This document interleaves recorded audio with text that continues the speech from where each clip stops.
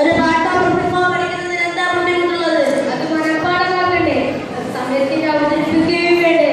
വേണ്ട കൊച്ചഭാഗത്ത് നിങ്ങൾക്ക് പ്രശ്നമില്ലല്ലോ.